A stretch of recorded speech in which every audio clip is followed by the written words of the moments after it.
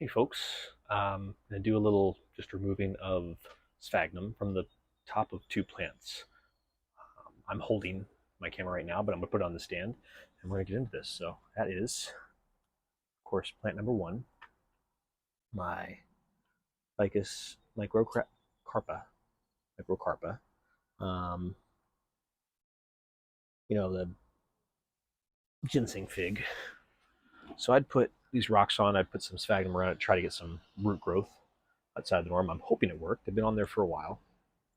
I had not videotaped myself doing that. I didn't think that was really that necessary to videotape. It's not very exciting. It was just me stuffing sphagnum on. It's got good growth on it, so I'm excited to see what's in here. Not sure what I'm going to find. I'm going to use forceps when I do it. Not forceps, but yeah, we'll call them forceps.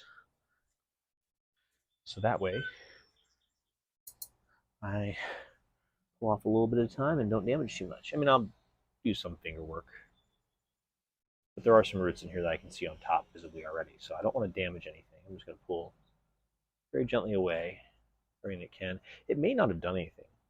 I've been doing experiments and things like this that didn't know what was going to happen. Turn it a little bit. Ooh, branches were kind of in the way.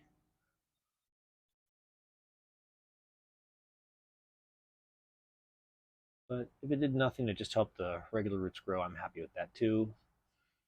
I don't have roots coming out the bottom. I'm shocked at because some of these really grow roots very proficiently, but this did have literally zero roots when I put it in this container. Well, maybe not zero, but very few. I wouldn't be completely caught off guard if it didn't have any good ones.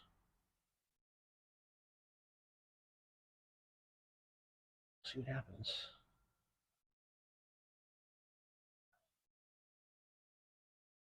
We're trying to be as careful as possible. When it comes to all these little roots that may or may not exist, I can't really see much as far as roots. Kind of in here, winging it.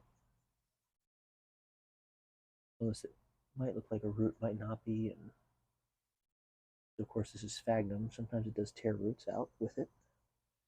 I'm not trying to do. I'm trying to be very, very gentle. It's easier to get up top.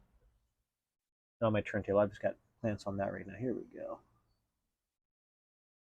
I'm not sure there's much result to this. There would be, but I'm not really seeing anything in here. But that is okay. I'm seeing roots that were growing up out of the regular soil, which isn't what I wanted. Oh, sorry, a little ant. I'm just gonna get and try to kill it with the forceps. Like this is a root growing out. There's roots growing out here. I'm not really seeing aerial roots, which is a little disappointing, but not terribly shocking. I hadn't really scored anything or anything like that.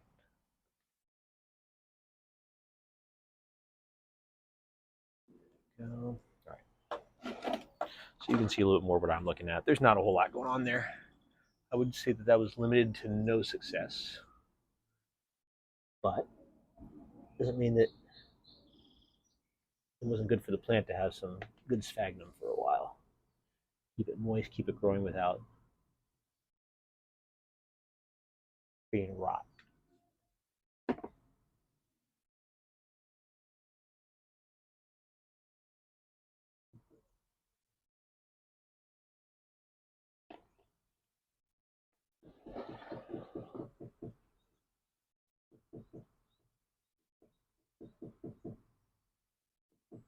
Fairly certain that's not someone knocking on my door. So that's good. So I do some aerial roots over on this side, I think. I think that's what I'm looking at here. Yeah, so that's good. And then on this side, nothing new. Doesn't look like. Yeah.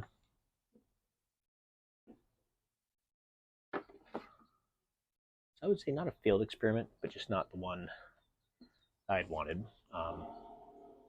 I don't want roots growing up like this, so I'm going to cover those back up, Try not to cover this back up. I'm gonna pinch that off. Not useful. It's just a piece of sphagnum. That's a root, but I'm gonna bury it instead of pinching it off because I don't want it growing up. I want it growing down. You guys can kind of see what I'm doing here. Not a whole lot going on. I was hoping to get more real roots. But that didn't happen. It is good that I got in here because things like this I'd wanted to see did happen. So, there we go. All right. So that's the results. And then I'll do another one in the next episode.